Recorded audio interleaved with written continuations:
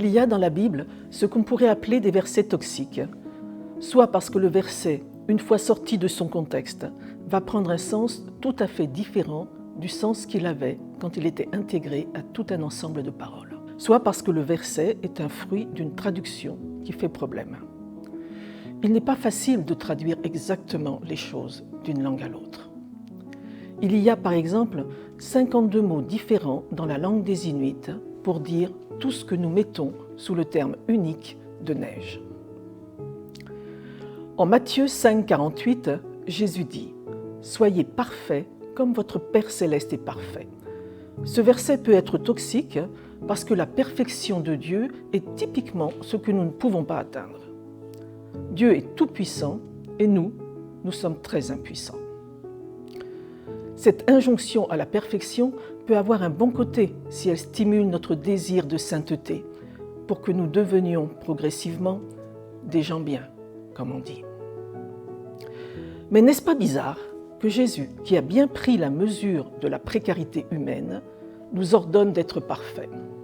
En réalité, la conception de la perfection n'est pas la même d'une culture à l'autre. Le mot que Jésus emploie dans la Bible grecque est « téléios ». Et cet adjectif ne veut pas dire parfait, au sens où nous l'entendons en français, c'est-à-dire un état où il n'y aurait pas la moindre tâche, le moindre défaut, la moindre imperfection. Ce mot signifie étymologiquement qui est orienté vers le bon objectif. Vous voyez qu'il ne s'agit pas pour nous du même type de perfection. Le Père Céleste arrive à s'assigner des objectifs qui sont totalement bons. Et une fois qu'il a pris cette bonne décision, il prend la parole et la chose advient, conformément à ce que nous disent le psaume 33 et le récit de création. Bref, le Père Céleste est dans une intentionnalité parfaitement ajustée. Il n'a pas de défaut dans les objectifs qu'il se donne. Et quand il s'est assigné un projet, il le mène à bout.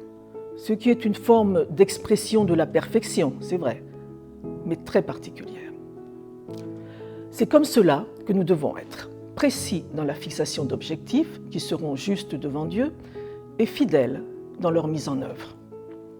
Et en étant intentionnels, comme cela, nous serons à l'image de Dieu. C'est ce qui fait dire à l'apôtre Paul en Philippiens 3, 14 et 15 « Je cours vers le but afin de gagner le prix que Dieu, par Jésus-Christ, nous appelle à recevoir d'en haut. Nous tous qui sommes adultes dans la foi, adoptons ce comportement. » Le perfectionnisme est une maladie psychique où l'humain essaye de se sauver lui-même en se croyant tout-puissant. Il pense qu'il va arriver à la perfection par lui-même et rentre dans une angoisse de chaque instant, parce qu'il sent bien, au fond, qu'il aura du mal à ne pas louper la cible un jour ou l'autre. C'est ce que l'hébreu et le grec biblique appellent le péché, manquer l'objectif. Parfois, le perfectionniste se trompe lui-même en croyant qu'il pourra faire des choses bien au-delà de ses capacités, et il peut tomber dans la dépression.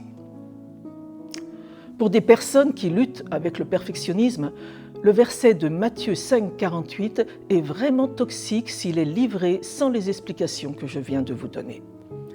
Les perfectionnistes doivent d'abord faire un travail de deuil. Non, nous ne sommes pas tout-puissants. Même si notre père, notre mère ou toute autre figure d'autorité nous ont assigné des objectifs hyper ambitieux, il est parfois probable que ce n'était pas la volonté de Dieu. Dans ce désir de leur plaire, nous avons enclenché de mauvais réflexes pour notre âme et nous sommes prisonniers de la spirale perfectionniste qui peut devenir un véritable enfer. Alors soyons bien orientés, comme le Père Céleste est bien orienté. Allons au bout des bons objectifs et rejetons les ambitions démentes.